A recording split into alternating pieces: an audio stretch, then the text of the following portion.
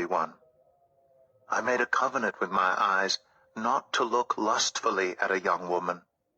For what is our lot from God above, our heritage from the Almighty on high? Is it not ruin for the wicked, disaster for those who do wrong? Does he not see my ways, and count my every step? If I have walked with falsehood, or my foot has hurried after deceit, let God weigh me in honest scales, and he will know that I am blameless. If my steps have turned from the path, if my heart has been led by my eyes, or if my hands have been defiled, then may others eat what I have sown, and may my crops be uprooted. If my heart has been enticed by a woman, or if I have lurked at my neighbor's door, then may my wife grind another man's grain, and may other men sleep with her. For that would have been wicked, a sin to be judged. It is a fire that burns to destruction. It would have uprooted my harvest. If I have denied justice to any of my servants, whether male or female, when they had a grievance against me, what will I do when God confronts me?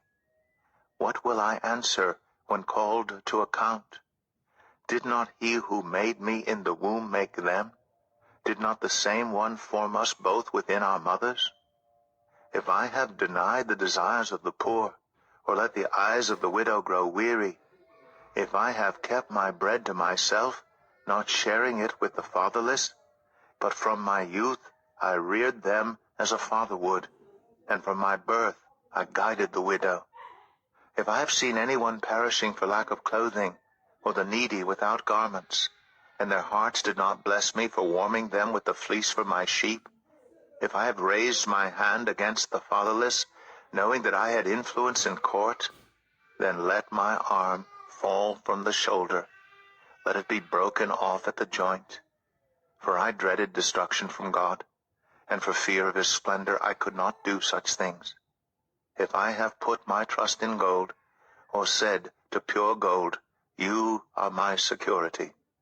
If I have rejoiced over my great wealth, the fortune my hands had gained, if I have regarded the sun in its radiance, or the moon moving in splendor, so that my heart was secretly enticed, and my hand offered them a kiss of homage, then these also would be sins to be judged.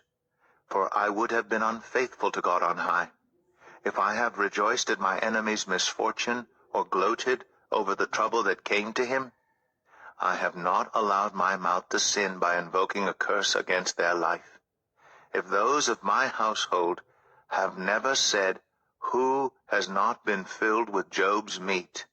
But no stranger had to spend the night in the street, for my door was always open to the traveler. If I have concealed my sin as people do by hiding my guilt in my heart, because I so feared the crowd and so dreaded the contempt of the clans that I kept silent and would not go outside, oh, that I had someone to hear me. I sign now my defense. Let the Almighty answer me.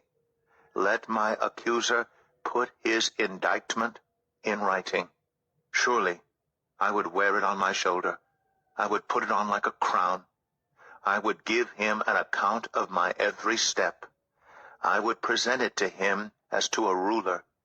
If my land cries out against me, and all its furrows are wet with tears, if I have devoured its yield without payment, or broken the spirit of its tenants, then let briars come up instead of wheat, and stink weed instead of barley. The words of Job are ended.